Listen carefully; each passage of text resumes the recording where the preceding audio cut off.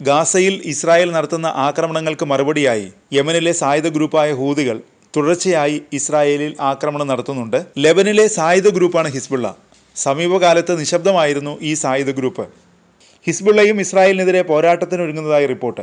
ഹിസ്ബുള്ളയുടെ 60,000 സൈനികർ ഉൾപ്പെടുന്ന ശക്തമായ സൈന്യം ഇസ്രായേലിനെതിരെ കനത്ത ആക്രമണത്തിന് ഒരുങ്ങുന്നതായാണ് റിപ്പോർട്ട്.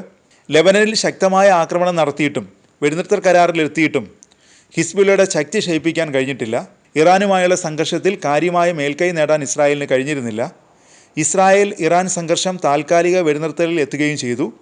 അതിനിടയിൽ ഇറാൻ്റെ പിന്തുണയുള്ള ഹിസ്ബുള്ള ഇസ്രായേലിനെതിരെ രഹസ്യമായി പടയൊരുക്കം നടത്തുന്നതായാണ് റിപ്പോർട്ട്. 2024 ഇസ്രായേലുമായുള്ള സംഘർഷത്തിൽ 4000 ഹിസ്ബുള്ള സൈനികർ കൊല്ലപ്പെട്ടതായാണ് റിപ്പോർട്ടുകൾ വന്നത്. കൊല്ലപ്പെട്ടവരിൽ സാധാരണ പോരാളികളും കമാൻഡർമാരും മുതിർന്ന നേതാക്കളും ഉൾപ്പെടുന്നു.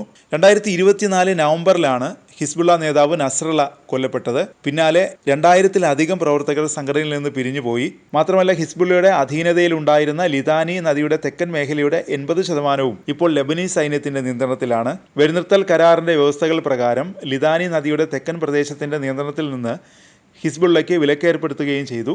ഇസ്രായേലുമായുള്ള പോരാട്ടത്തിൽ നഷ്ടങ്ങൾ സംഭവിച്ചെങ്കിലും 60,000 പോരാളികളുമായി ഇപ്പോൾ ഹിസ്ബുള്ളയുടെ സാന്നിധ്യം തുടരുകയാണ്. വെടിനിർത്തലിന് ശേഷവും ഇസ്രായേലിന് ഗ്രൂപ്പിനെ തകർക്കാൻ കഴിഞ്ഞിട്ടില്ല. ഹിസ്ബുള്ള മേധാവി ഷെയ്ഖ് നയീം ഖാസിം കീഴടങ്ങില്ല എന്ന് പ്രഖ്യാപിക്കുകയും ചെയ്തു. ഹിസ്ബുള്ള മേധാവി ഷെയ്ഖ് നയീം ഖാസിം കീഴടങ്ങില്ല എന്ന് പ്രഖ്യാപിക്കുകയും ചെയ്തിട്ടുണ്ട്. 3700-ലധികം തവണ കരാർ ലംഘിച്ചതിന് ഇസ്രായേലിനെ അദ്ദേഹം വിമർശിക്കുകയും ചെയ്തിരുന്നു. ഇസ്രായേലുമായുള്ള സംഘർഷത്തിൽ ഇറാൻ വിജയിച്ചതായി ഖാസിം പ്രഖ്യാപിക്കുകയും ചെയ്തു. മാത്രമല്ല, ഹിസ്ബുള്ള ആയുധം താഴെ വെച്ചിട്ടില്ലെന്നും ചർച്ചയ്ക്കില്ലെന്നും വ്യക്തമാക്കി. തെക്കൻ ലെബനനിൽ വീണ്ടും സംഘർഷം രൂക്ഷമാവുകയാണ്. വെടിനിർത്തലിന് ശേഷവും ഇസ്രായേൽ ആക്രമണം തുടരുന്നു. ഇതാണ് ഹിസ്ബുള്ളയെ പ്രകോപിപ്പിച്ചത്. ഇസ്രായേൽ ആക്രമണം തുടരുന്ന സാഹചര്യത്തിൽ ആയുധം വെച്ച് കീഴടങ്ങില്ലെന്ന് ജൂലൈ 2-ന് ഹിസ്ബുള്ള മേധാവി വ്യക്തമാക്കിയിരുന്നു. സിവിലിയൻ കേന്ദ്രങ്ങൾ ലക്ഷ്യമിട്ടാണ് ഇസ്രായേൽ ആക്രമണം നടത്തുന്നതെന്നും ഹിസ്ബുള്ള മേധാവി ഖാസിം ആരോപിച്ചിരുന്നു.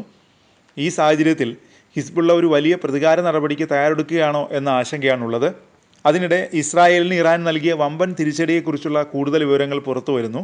ഇറാൻ്റെ മിസൈൽ ആക്രമണത്തിൽ ഇസ്രായേലിൻ്റെ സുപ്രധാന മിലിറ്ററി സയൻറ്റിഫിക് ഹബ്ബ് തകർന്നു. IDF-മായി ബന്ധപ്പെട്ട ശാസ്ത്ര സ്ഥാപനമാണ് ആക്രമണത്തിൽ തകർന്നത്. ജൂലൈ 13-നാണ് ഇസ്രായേൽ ഇറാനെതിരെ ഓപ്പറേഷൻ റൈസിംഗ് ലയൺ എന്ന പേരിൽ ആക്രമണം നടത്തിയത്.